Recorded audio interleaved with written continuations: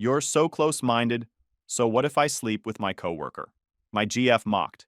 She wanted freedom, so I gave her all of it by walking away. 2 weeks later, she came back crying, pregnant and broke. Her freedom turned into fallout. Hey Reddit, so I've been sitting on this story for a while, and I figured it's finally time to share it. Let's just say it's about what happens when someone confuses freedom with disrespect, and how walking away can sometimes be the smartest move a guy can make. Not looking for sympathy, just thought some of you would appreciate the lesson in peace over chaos. I, Steve, 27 male, met Cassandra, 26 female, at a mutual friend's birthday dinner, one of those rooftop spots with string lights and overpriced appetizers. She showed up talking fast, laughing louder than anyone, and somehow got everyone's attention without trying. I remember thinking she had main character energy, not in the cringy way, but like she genuinely believed the world was her stage. We started seeing each other right after that night. Our relationship had that early spark where everything feels like a highlight reel. We'd mess around cooking dinner together, burn half of it, laugh it off, then eat cereal on the floor. I liked that she could make anything fun. Grocery shopping, movie nights, even traffic. I was the practical one, and she'd tease me for it constantly. It worked because we both leaned into the differences. She'd come home talking about her latest art project, and I'd actually listen, help her build the frames or carry supplies. I'm a problem solver by nature. If something breaks, I fix it. And for a while, I thought that's what she liked about me. The stability, the way I made things less complicated. We got a small apartment together about a year in. It was nothing fancy, but it had character. Back then, I thought we were solid. We talked about future trips, maybe getting a dog, small stuff. Cassandra was doing more freelance design work, and I was focusing on my own projects. It felt easy until it didn't. The shift started after she landed a new job at a creative agency. And it sounded good at first. More pay, bigger clients. I remember being proud of her, but the change started fast. The first week she came home, she talked about her coworkers like they were prophets. They're just so in tune, she said once, scrolling through her phone. They actually live intentionally. They don't hide behind rules.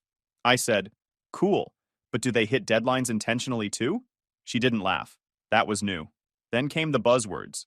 Every conversation started sounding like a self-help podcast. Alignment, energy, authentic expression. She started going to after-work gatherings, these rooftop brainstorm sessions that sounded more like hangouts. I didn't mind at first. I've never been the jealous type. But one name kept popping up. Lucas. Lucas says you can't find purpose if you're chasing security, she said one night over dinner. Lucas sounds unemployed, I replied. She glared at me like I insulted some spiritual leader. Apparently, Lucas was her creative director. Mid-30s, tattooed, lives authentically, which from what I gathered meant he wore scarves indoors and had strong opinions about monogamy. I started noticing little shifts in how she talked. The way she'd roll her eyes when I said things like, I'll grab groceries after work. Suddenly, responsibility was predictable. Planning was limiting. I wasn't offended, just quietly noting the irony of someone who couldn't organize her inbox calling me rigid. One night she came home late from some creative mixer. She dropped her bag, kicked off her shoes, and said, You wouldn't believe how open-minded everyone is there. They actually live instead of surviving. I said, So they're broke? She sighed. You're so defensive. But I wasn't. I was observing. That's what I do. I don't yell. I don't throw plates. I just notice patterns. And hers were changing fast. Within weeks, she stopped including me in her plans. If I asked what she was doing that weekend, she'd say, I'm not sure. I just want to go with the flow. If I reminded her we had dinner reservations, she'd say, Let's not box ourselves in. At first, I tried to meet her halfway. Gave her space, let her go do her thing. But the more freedom she grabbed, the less present she became. She'd scroll on her phone mid-conversation, laughing at texts from coworkers I didn't know. When I'd ask what was funny, she'd say, Inside joke. The part that got me wasn't the distance. It was the arrogance. Like she had discovered a new level of existence, and I was just some regular guy clinging to structure. I didn't fight it. I just went quiet. Let her have her stage. Because here's the thing. When someone starts treating you like you're the problem for being consistent, it's usually because they're already planning an exit. I didn't need proof. I could see it in the way she looked past me when she talked. And that's when it hit me. You can't compete with someone who's dating an audience. I learned that fast. A week after that realization, Cassandra started treating me like a background character in her personal documentary. She'd still be around physically, but mentally she was somewhere else, probably crafting the next chapter of her self-discovery arc.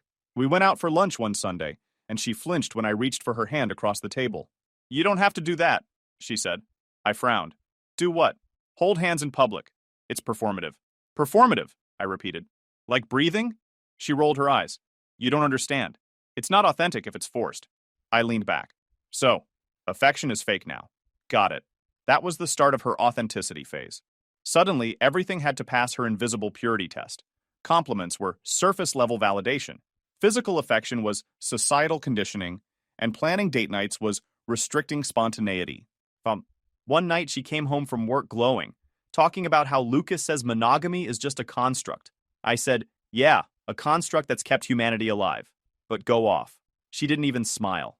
She just said, "You're so defensive, Steve. It's okay if you're not ready to evolve." Right. Because nothing says evolved like a 30-something man preaching freedom to his employees, I said, turning back to my laptop. I stopped asking questions after the first few excuses. Not because I didn't care, but because I didn't want to give her another opportunity to play philosopher. Every question turned into a lecture, so I let her talk herself in circles. The next couple of weeks looked like this. I'd come home, she'd be on the couch scrolling through her phone, half listening while nodding. I'd ask about her day. She'd mumble something about feeling disconnected from the old version of herself. Then she'd head out to clear her head. At first, I kept trying. Cooked her favorite dinner, tried to plan a weekend trip, even bought new furniture for the apartment. She walked in, glanced around, and said, "You're trying too hard." That's when something clicked. I realized I was the only one still in the relationship. So I stopped chasing. My effort went from 100 to 0 overnight. I wasn't cold, just done playing therapist to someone who didn't even want to heal. I'd answer her short texts with shorter replies. When she sighed dramatically during conversations, I'd match her silence. One night, she snapped. "You're emotionally unavailable," she said. I laughed. Funny coming from someone who's spiritually everywhere but physically nowhere. Her face twisted.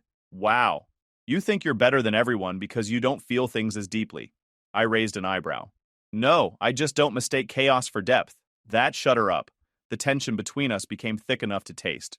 Finally, one night while she was half distracted by her phone, I said it flat out. "If you're done with this relationship, just say so. We can end it right now." Her head snapped up. "What?" "No, I don't want to end it." "You sure? Because this feels like a long breakup trailer and I don't want to humor it." She set her phone down, voice trembling just enough to sound human again. "Steve, I love you. You're just, I don't know, making this harder than it needs to be." "Then stop acting like a stranger," I said evenly. "Go back to normal." She blinked, confused. "Normal?" "Yeah. That thing we were before you started taking spiritual advice from people who can't afford their own rent." She frowned. "You just don't get it." I tilted my head, smiling faintly.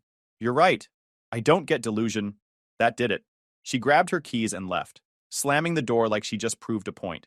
The next morning, I woke up to her Instagram story, some blurry shot of a sunrise with the caption, "Healing isn't linear." I laughed. "Neither is loyalty," I muttered, pouring coffee. From that day, she barely spoke to me unless it was about rent or logistics.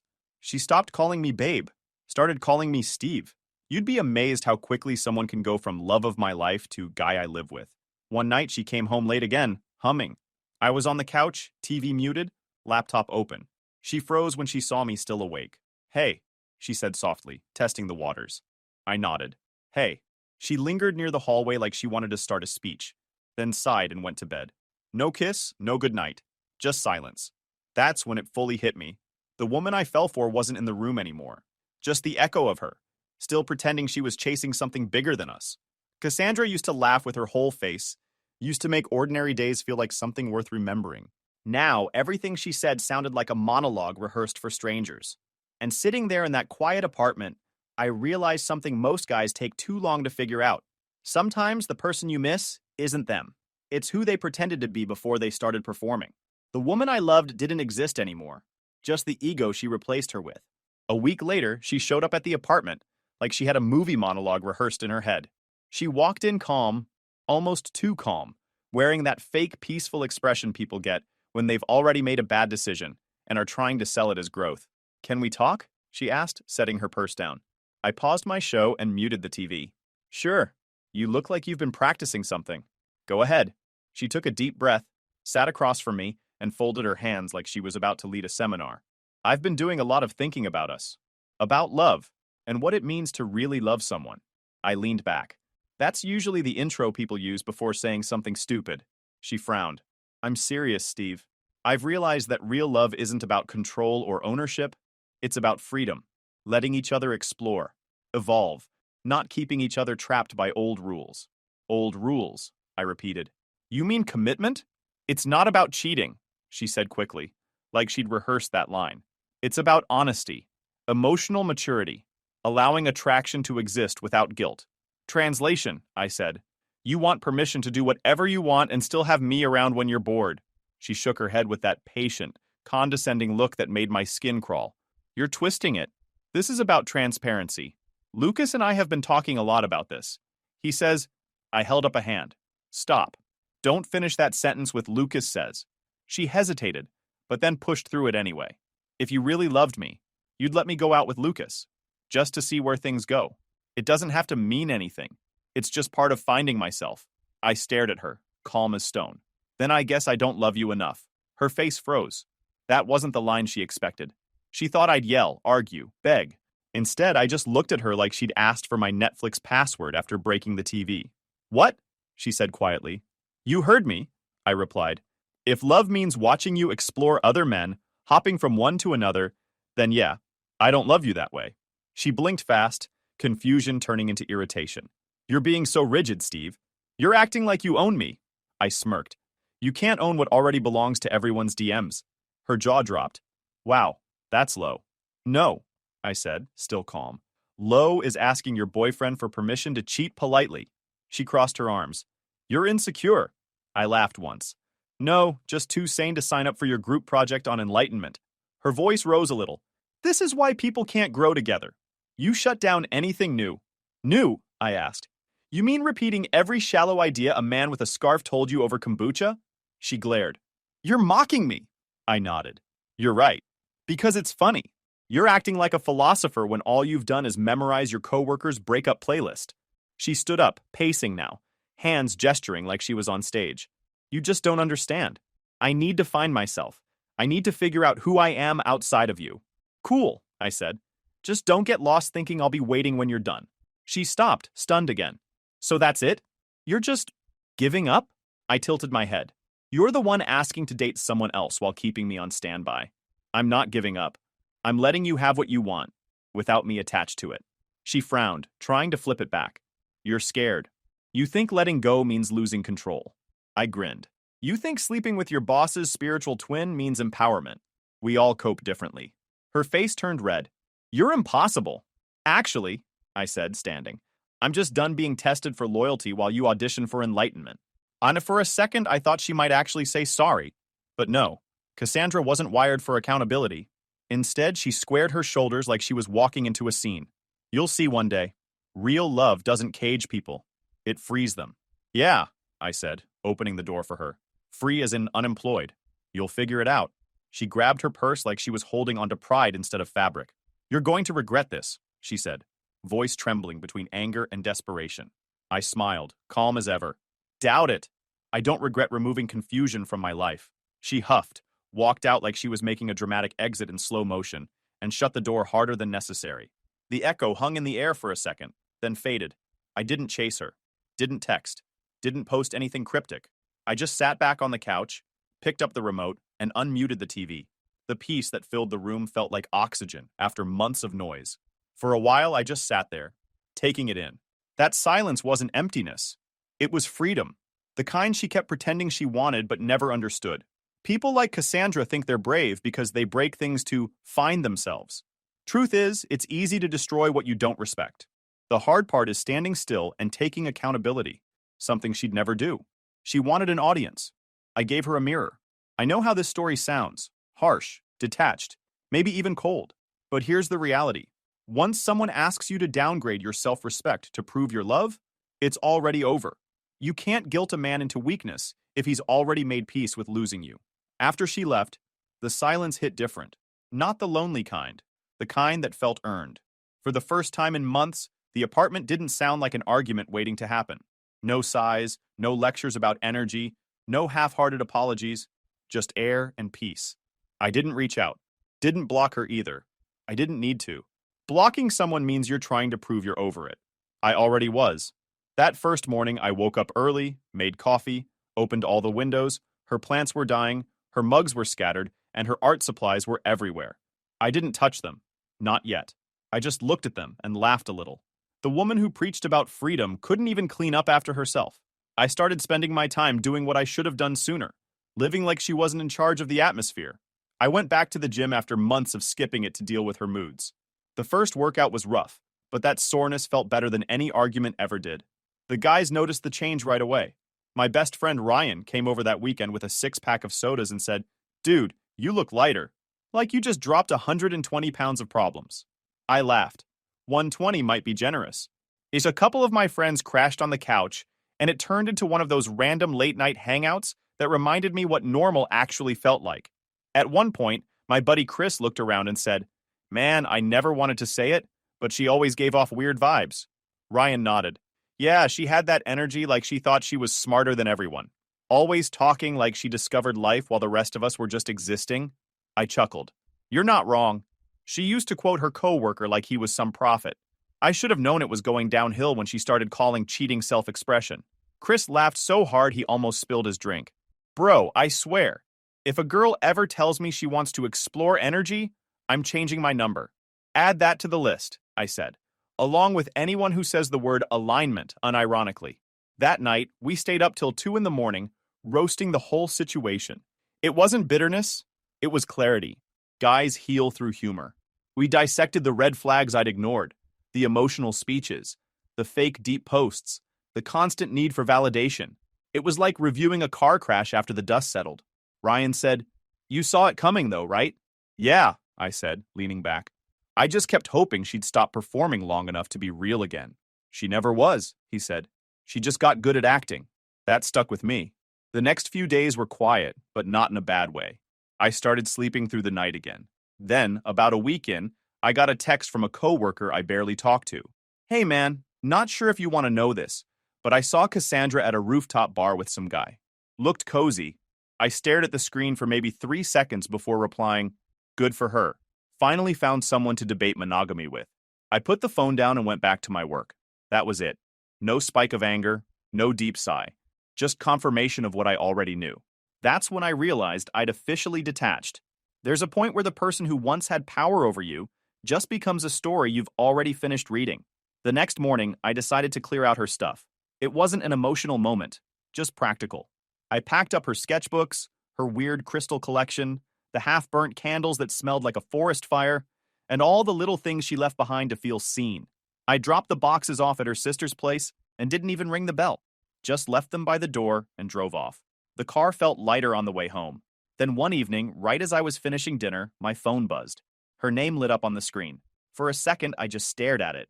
No excitement, no nerves, just curiosity.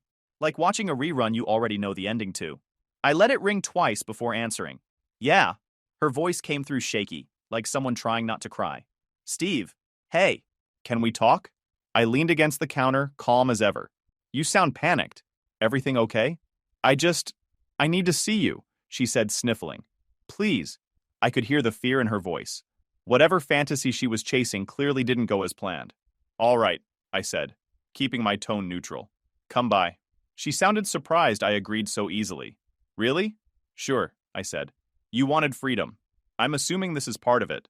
She tried to say something else, but I'd already decided how this would go. I wasn't nervous. I wasn't hopeful. I was done. When I hung up, I couldn't help but smirk a little. Of course she called. They always call when the illusion cracks. And as I cleaned up the counter, I caught myself thinking, not in anger, just amusement. Of course she does.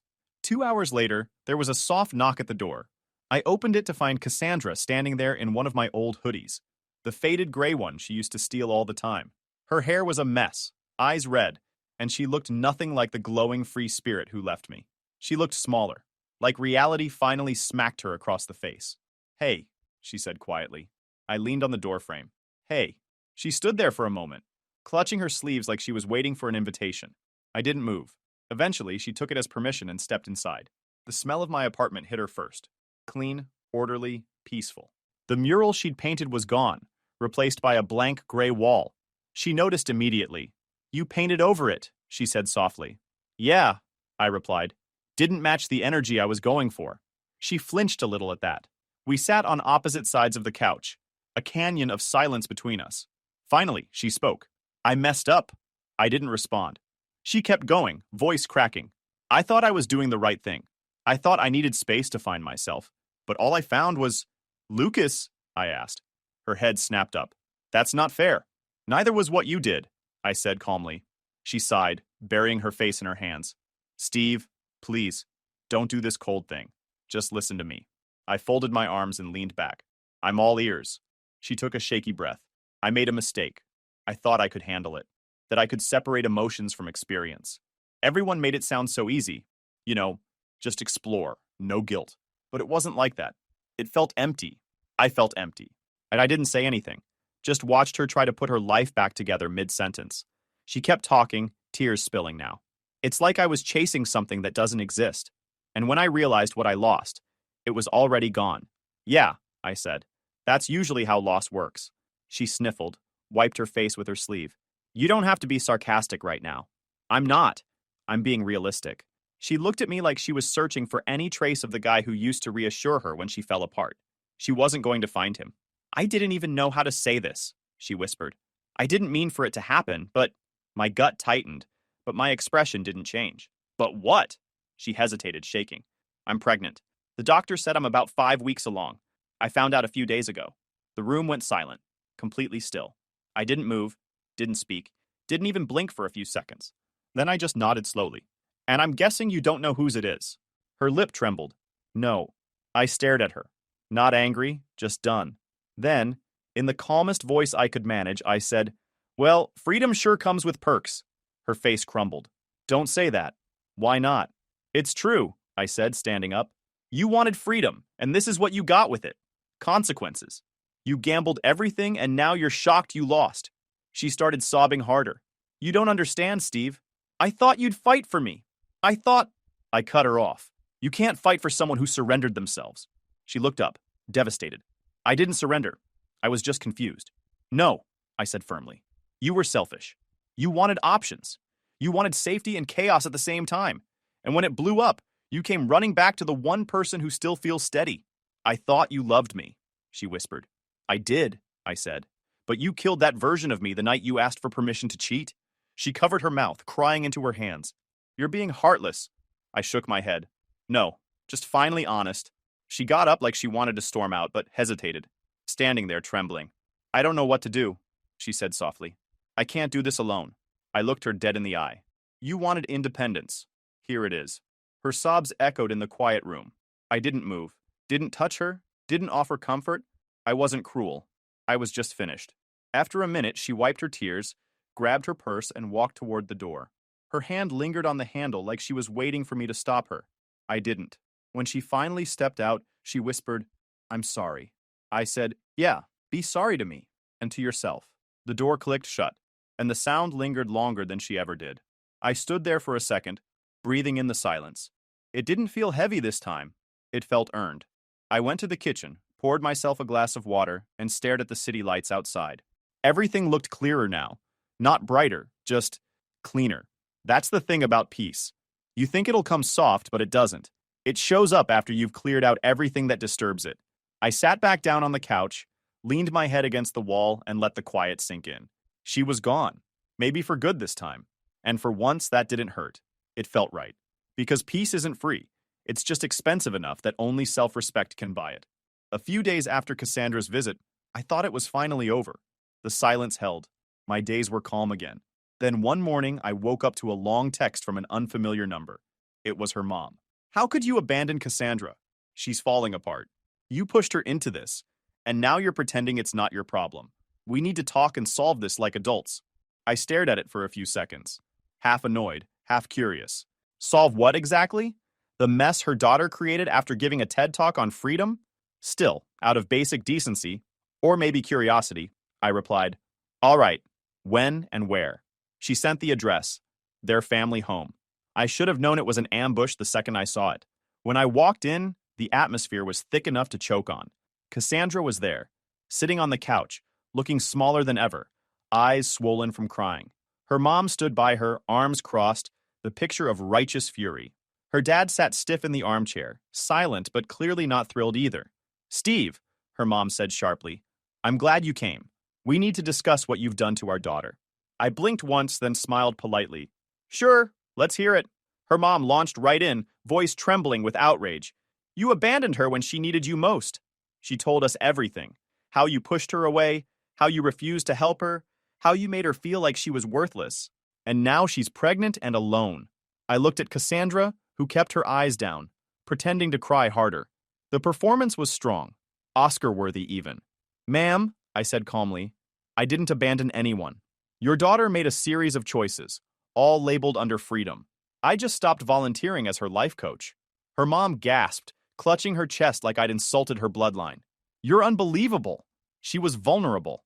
I raised an eyebrow. She was also very vocal about not wanting to be tied down by old rules. Did she forget to mention that part? Her dad finally spoke up, voice stern. "Steve, that's not helpful. The point is, she's pregnant. You can't just walk away." I took my phone out, unlocked it, and placed it on the coffee table. "You're right, which is why I'd like to make sure we're all on the same page." I scrolled through the messages, her texts about freedom, about emotional exploration, about how she needed to see other people to understand her true self. I handed the phone to her dad. "That's your daughter's version of commitment." The room went quiet. Her mom's face drained of color as her husband read each message. He looked up slowly, eyes sharp with disgust.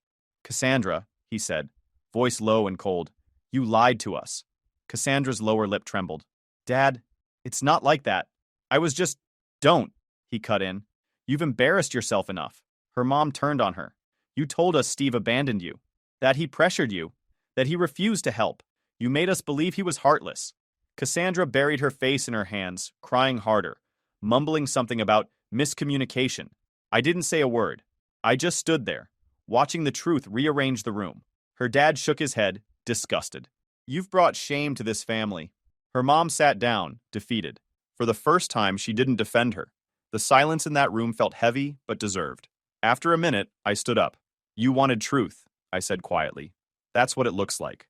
No yelling, no dramatic exit, just calm finality." I picked up my phone, nodded politely, and walked out. As I closed the door behind me, I could still hear her mom saying, "What happened to you, Cassandra? What happened?" I didn't need to stick around for the answer. I already knew.